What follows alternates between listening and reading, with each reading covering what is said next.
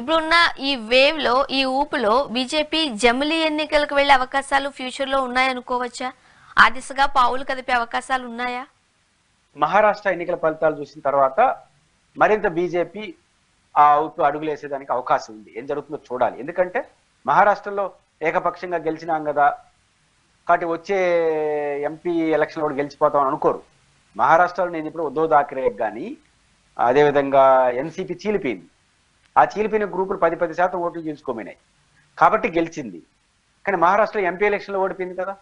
పైపించి ఇంకో 2-3 ఏళ్ల తర్వాత మహారాష్ట్రలో కూడా వ్యతిరేకత రాష్ట్రం రెండోసారి పరిపాలించడంతో వస్తుంది కదా. పైపించి ఇప్పుడు షిండే వర్గానికి ముఖ్యమంత్రి ఇస్తారా? గతంలో షిండేని పెట్టారు, శివసేన నుంచి బయట వచ్చిన ఆయన. ఇప్పుడు కాంగ్రెస్ బీజేపీ ఏకపక్షంగా గెలిచింది కాబట్టి వాళ్ళే ముఖ్యమంత్రి పదవి తీసుకుంటారా? వాళ్ళే తీసుకున్నారు అనుకోండి, అప్పుడు శివసేన అసంతృప్తి పోయి మెల్లిగా మళ్ళీ మొదట వస్తుంది కదా. ఇవన్నీ వస్తాయి కాబట్టి నేను అనుకుంటోంది ఈ మహారాష్ట్ర యొక్క ఫలితాలు చూసిన తర్వాత కూడా ప్రతిపక్షాలు బలహీనంగా ఉన్నప్పుడు, కాంగ్రెస్ బలహీనంగా ఉన్నప్పుడే కొట్టేవాలి. ఇంకో 3 నెలలు 4 ఇప్పుడే ఉండదు. కాంగ్రెస్ పార్టీ బలహీనం ఎంత ఉన్నా బీజేపీ మీద వ్యతిరేకత వస్తే అది దానికి యాడ్ అవుతుంది. కాబట్టి కాంగ్రెస్ ఇప్పుడు బలహీనమైన అప్రోచ్ లో ఉంది కాబట్టి ప్రాంతీయ పార్టీలు తప్ప ఎక్కడ బీజేపీ నిలువరించే పరిస్థితులు లేదు. కాబట్టి ఈ వేడిలోనే ఏమన్నా జమిలీ ఎన్నికలు మళ్ళీ కొట్టామంటే మళ్ళీ చూసుకుందామనే వస్తే ఖచ్చితంగా జమిలీ ఎన్నికలు రావడానికి స్కోప్ ఉంటుంది. కానీ ఒక రకంగా చెప్పాలంటే ప్రాంతీయ పార్టీలు కాస్త బలం పుంజుకుంటున్నాయి, స్లోగా అయినా సరే అని మనం చూడొచ్చు. సో ప్రాంతీయ పార్టీలు ఖచ్చితంగా బీజేపీకి సపోర్ట్ చేస్తాయి అని ఈ రాజకీయాలు చూస్తే అనుకుంటున్నారా?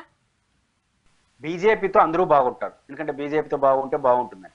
కానీ రేపు ప్రాంతీయ పార్టీలు మమతా బెనర్జీ ఆంధ్రప్రదేశ్లో, జగన్ లేదా Chandrababu Naidu, BRS Telangana, DMK or ADMK అక్కడ, మహారాష్ట్ర ఇట్లాంటి ఒక 10 ప్రాంతీయ పార్టీలు 200 సీట్లు వచ్చినాయి అనుకోండి, మళ్ళీ ఎవరు మాట్లాడిన రోజు ఏదైనా పక్కన పెట్టి వాళ్ళు ప్రధానమంత్రి ఎవరు ఒకరు ముందుకు వస్తారు.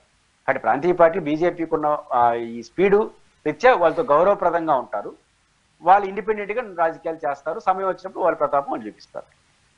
పురుషోత్తం గారు, ఒకసారి ఓవరాల్ గా మనం చూసినట్లయితే హర్యానాలో బీజేపీ తన హవా చూపించిన, జమ్మూ కాశ్మీర్ అయితే కోల్పోయింది. ఇక్కడ మహారాష్ట్రలో తన హవా చూపించిన, జార్ఖండ్ అయితే కోల్పోయింది. అంటే ఇంతకు ముందు దేశం అంతా కూడా మోదీ ద్వయం కావచ్చు, లేదంటే మోదీ క్రేజ్ కావచ్చు, గ్లామర్ కావచ్చు, ఒక ఊపు ఊపింది అంతే. బట్ హ్యాట్రిక్ కొట్టిన తర్వాత మోదీ గారు ఇప్పుడు మనం చూసినట్లయితే ఎక్కడో అది కాస్త డౌన్ ఫాల్ అవుతుంది. సో నెక్స్ట్ వచ్చే ఎన్నికలకి అది ఇంకా పడిపోయే అవకాశం కూడా లేకపోలేదు అంటున్నారు రాజకీయ విశ్లేషకులు. 2019 అది ఆ సిమ్టమ్స్ కనపడ్డాయి కదా. మూడోసారి మెజారిటీ రాలేదు కదా, సింగిల్ మెజారిటీ రాలేదు. పైపెచ్చు బీజేపీ, కాంగ్రెస్ గుజరాత్, మధ్యప్రదేశ్ ఇవన్నీ చోట్ల కాంగ్రెస్ సరైన పర్ఫార్మెన్స్ చూపిలేదు. కాంగ్రెస్ కానీ ప్రాంతీయ పార్టీల మీద లాగా పర్ఫార్మెన్స్ కనీసం చూపించుంటే బీజేపీకి 200 పడిపోయింది. అది చూపించలేదు. కానీ రాబోయే కాలం అంతా ఇట్లే ఉండదు. ఇప్పుడు కాంగ్రెస్ తన బలహీనత తను సరిదిద్దుకుంటుంది, ప్రాంతీయ పార్టీలు పడిలేస్తున్నాయి. వాళ్ళు కాంగ్రెస్ సరిదిద్దుకొని ప్రాంతీయ పార్టీలు స్ట్రెంథెన్ అయి కాంగ్రెస్ మరియు ప్రాంతీయ పార్టీలు ఒకటై అందరూ కలిసి కొడదామనే ఒక అభిప్రాయంకి వచ్చింది అనుకోండి, పెద్ద ప్రమాదం బీజేపీకి ఉంటుంది. అలాంటి రోజు రాకముందుగానే జమిలీకి పోతే ఎలా ఉంటుందనే ఆలోచన ఖచ్చితంగా బీజేపీ చేసే అవకాశాలు ఉంటాయి. అండ్ 2024లో కూడా బీజేపీ డిఫెన్స్ లో పడిపోయింది. 400 పైచీలకు నెంబర్ ఏమన్నా చెప్పారు. బట్ మనం ఎన్నికల ఫలితాలు చూస్తే మాత్రం ఒక రకంగా చెప్పాలంటే బీజేపీ సగానికి సగం పడిపోయినట్టే, రైట్? ఖచ్చితంగా పడిపోయింది. రెండోది అంశం ఇప్పటికే 10 ఏళ్ళు అయిపోయింది కదా, ఈసారి 15 ఏళ్ళు అయిపోతుంది.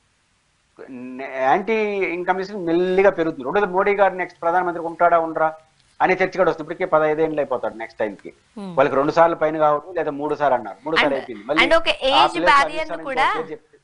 సార్ ఒక ఏజ్ బ్యారియర్ ను కూడా బీజేపీనే తీసుకొచ్చిన నేపథ్యంలో ఖచ్చితంగా వాళ్ళు వేసుకున్న సిద్ధాంతాలకు మోదీ గారు దిగిపోవాల్సిందే. దాన్ని చెరిపేస్తారా, కంటిన్యూ చేస్తారా కూడా తెలియని పరిస్థితి. గుర్తుంటే మోడీకి ఇమేజ్ ఉంది.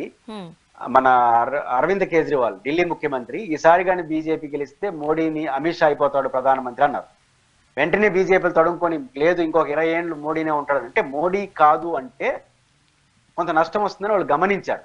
కానీ ఈసారి 15 ఏళ్ళ తర్వాత మోడీ కాదు ఇంకొత్త వాళ్ళు వస్తారని చర్చ వచ్చినప్పుడు అది కూడా కొంత నష్టం వస్తుంది. కాబట్టి వీటన్నిటిని దృష్టిలో పెట్టుకొని బీజేపీకి ఇదన్నీ చూస్తా ఉంది.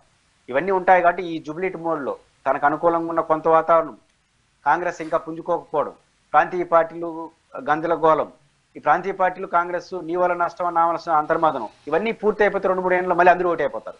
ఆ ఓటు కాకముందుగానే మళ్ళీ ఒక దెబ్బ కొడితే ఇంకా మళ్ళీ చాలా రోజులు ఉంటారని అంచనాకు వస్తే మాత్రం అప్పుడు జమిలీకి స్కోప్ ఉంటుంది.